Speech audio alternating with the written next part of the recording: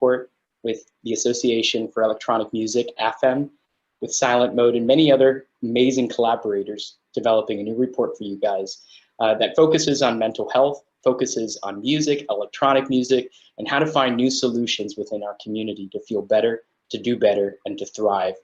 With us are two incredible people that form part of this community, but are also two integral parts of this report. We have Tristan Hunt from the Association for Electronic Music, AFEM, and we also have Dr. Aida Vazin. Welcome. Great. How are you doing today? Yeah, very well, thank you. Very well. Thank you for having us. Tristan, can you tell us a little bit more about what is AFEM? What do you guys do, and how did this all come about?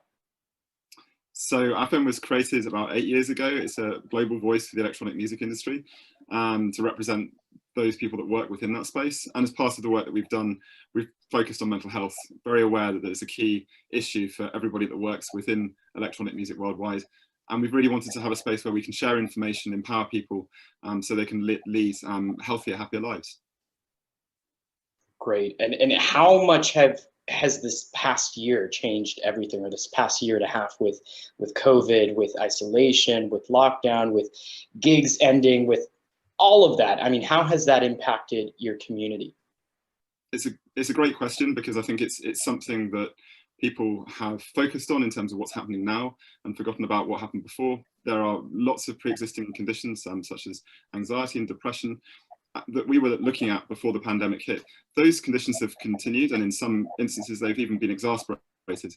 And then there's been these issues of loneliness that maybe people have had before, which have also been catalyzed. So actually the pandemic in many ways, for a community that's so used to coming together and being together in clubs or festivals, hasn't had access to those spaces. So I think for people that come to electronic music events, it's been very difficult. For those that perform in them, it's also been very hard. They haven't had the creative outlet that they've enjoyed for so many years, and they've had to figure out ways to cope through that period and adjust. So it's affected everybody in different ways, whether they're main stage artists or that they're people that work at record labels and make the whole industry happen, right the way through to the fans that support and enable the scene to function. So it's been a huge learning, and we're now very much sort of looking to what things are going to be like on the other side of the pandemic.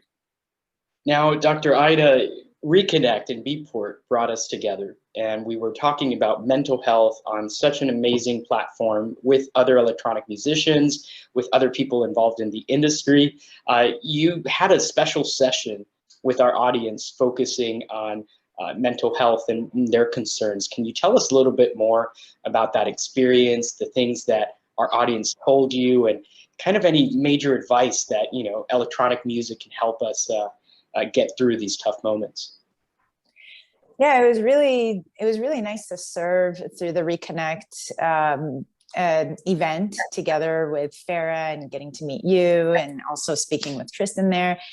I really like the combination and the integration of the EDM industry and mental health wellness, and not seeing them as being separate. You know, I've always told people that music is my therapy, and it makes me really happy to be able to help people see music as medicine, right?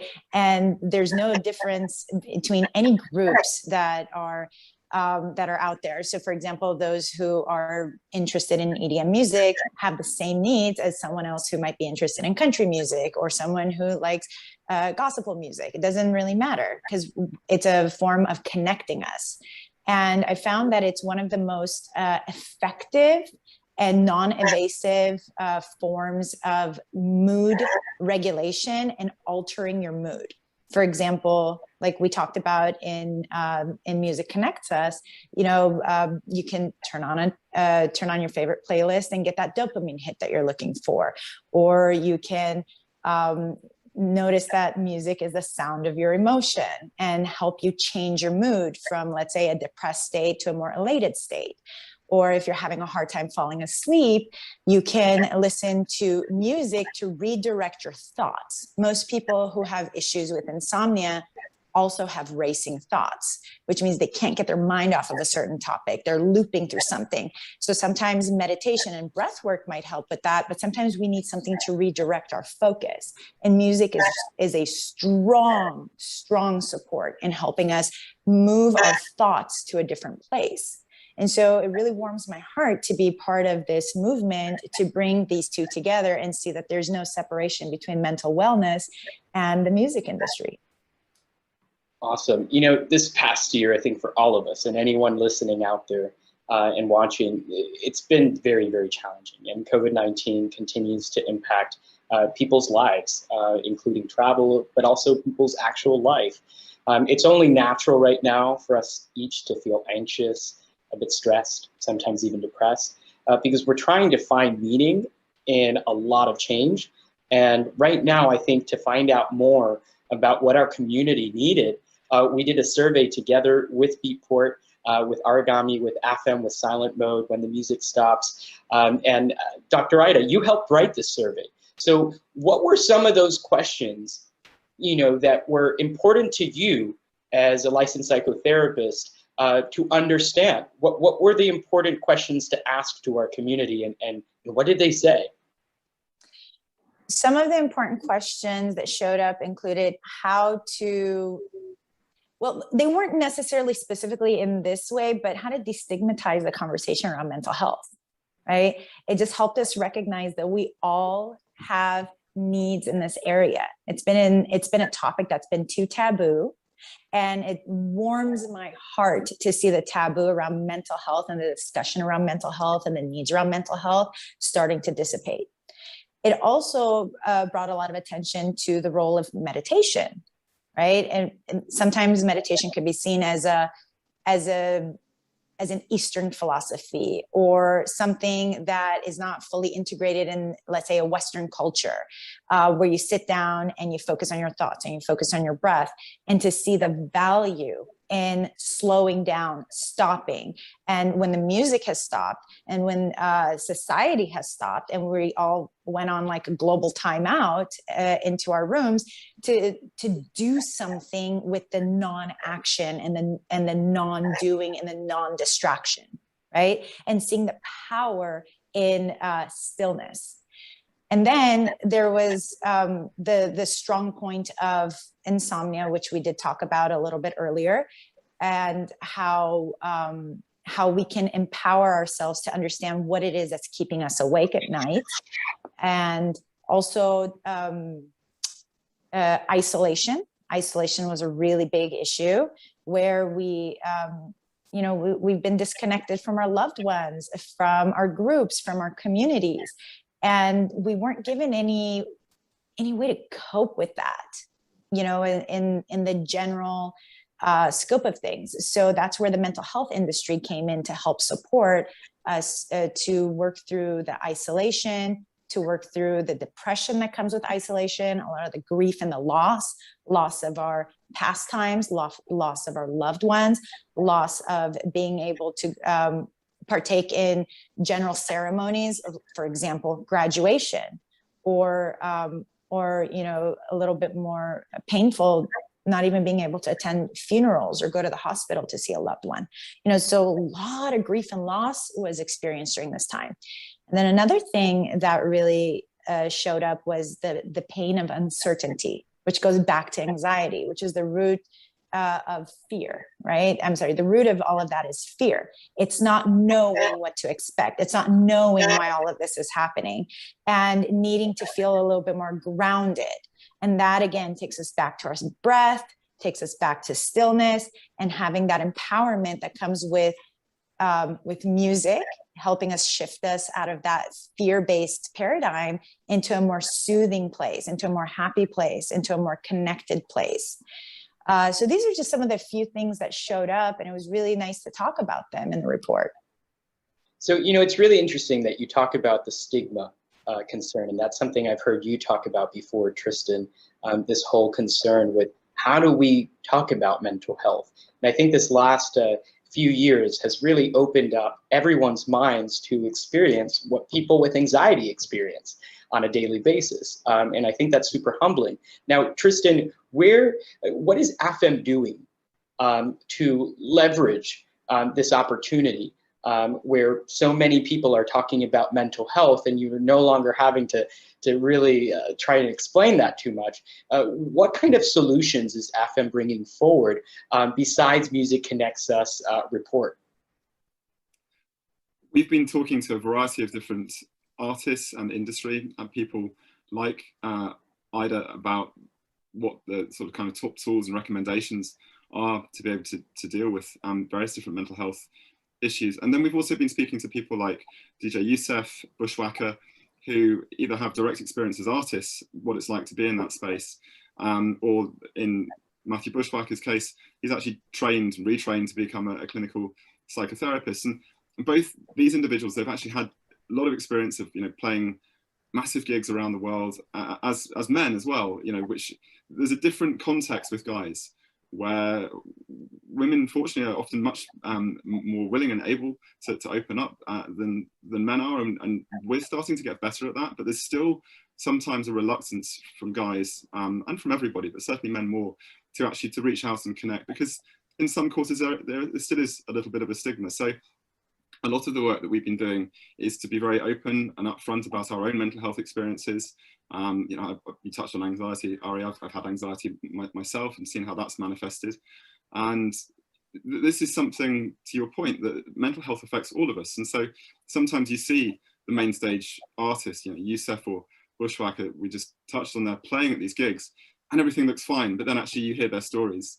And you hear their first person perspective of what they've been through, and it becomes very relatable, because that sense of anxiety, that sense of fear or trepidation that we all often have is suddenly being shared by people that we really can connect with.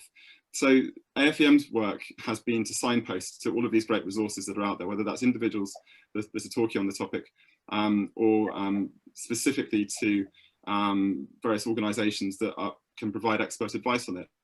We produced a mental health guide 2 years ago now, the Electronic Music Guide to Mental Health, which is on the AFEM website, which is a 35-page resource which looks at all of the different things that people can do to look after their mental health better. Very much a sort of precursor to the work we're discussing today. So we've been very much focused on that side of things, signposting to the best resources that are out there, and just letting people know that it's okay not to be okay, and that this is something that we all go through. Thank you for sharing that with the artists, because, that's been a very big part of Music Connects Us and Beatport, period. It's the support and the communication and the community that we've built with artists. And we'd like to take a moment to thank Scuba, Junior Sanchez, Youssef, Cascade, Luisa, all for being part of Music Connects Us, not only in the report, but also part of Beatport ReConnect. It's interesting because most of us think that artists, regardless of their level of success, they don't have to deal with this, right? We often say, why would they be sad? They have everything. And it's important what you mentioned, that, this is the ultimate common denominator. We're all humans, and humans have minds, and our minds need support and balance. And when we're off support, or when we don't have balance, we just don't function the same way. And it's really interesting to see new artists, established artists like Tom Middleton, bring in completely different categories in this report, like functional music, something that also Frank Fitzpatrick from Forbes has been talking so much about. I think part of what we are trying to say to this community out there is that, just like Tristan said, mental health is real. It's okay not to be okay. And just like Aida said, the first step we need to do is share, is talk. And you have to feel comfortable to talk about these things. You have to have a bridge of trust with someone to do that. And sometimes it's difficult to build that bridge right from the get-go with a professional. So Aida, what do you recommend we do in those difficult moments where that voice we have in our minds, right, is telling us we're not good enough, is telling us, all those negative things we hear? Where do we begin when we come into that negative space? What do you recommend we do, and how can music help lift us out of that situation? That's a great question. And I just like to touch upon a couple of points that both of you mentioned first, which is a point of suppression and a mind shift that's required first. And that's going to help answer this question that you just presented. Tristan mentioned, for men, it's a little bit harder to talk about their emotions. Men have historically been more emotionally suppressed than women. It's been a social taboo or social stigma to emote as a man, right? It's a point of weakness. You're not supposed to feel that way. You're supposed to be more regulated, quote unquote, in that sense. And I really like that he brought that up, because when you're suppressing one part of humanity, it's automatically impacting all of humanity, right? And so it's going to hold back, let's say women in other ways as well. And I don't want to get into that topic too much, but I just wanted to highlight how important this is, because it is showing the role of stigma as a form of suppression. Right. And so when we don't talk about mental health or mental wellness, we're stigmatizing it. We're suppressing all of our mental wellness.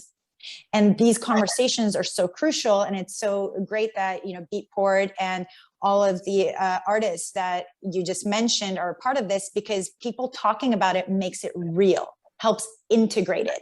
It keeps us from stigmatizing, isolating, brushing it under the rug, and not talking about it. Because not talking about it gives us the impression that we're one-dimensional beings, and we're not one-dimensional beings. There's so many layers to us. And I think that's a great point about the layers, because I think that also demonstrates the different layers at Beatport. Because this whole movement and talk about mental health has been something from the inside out. It's not just, for people out there and, here we're talking about mental health. It's really that, hey, it actually affects the executives, it affects the administrative team, it affects salespeople, name it, whatever kind of position or whatever you do in life. There's going to be these moments where there's a significant amount of challenge, and you need to talk about it to let it out. And sometimes I think we can talk about it to vent, but what we're talking about is a little different, Aida, right? We're talking about more than just venting. Yes, we're talking about more than just venting. Just like you've mentioned before, we've brought some awareness. Let's talk about solutions. What are we going to do about it? And so going back to what I was mentioning, we need a mind shift first. We can't address something that we won't let in, right? So first we need to understand that as human beings, we emote.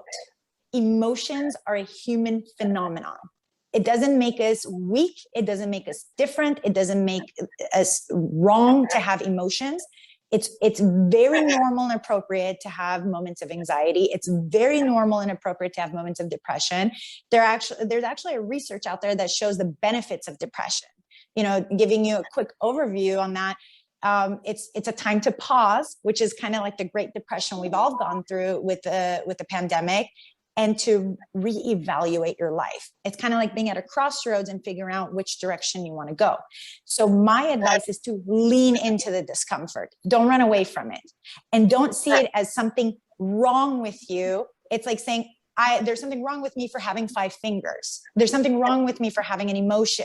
There's something wrong with me because I'm angry right now. Your emotions are part of who you are. So accept them, integrate them, digest them, absorb them, and know that it's appropriate and it's right and it's healthy and it's part of your well-being to experience an emotion.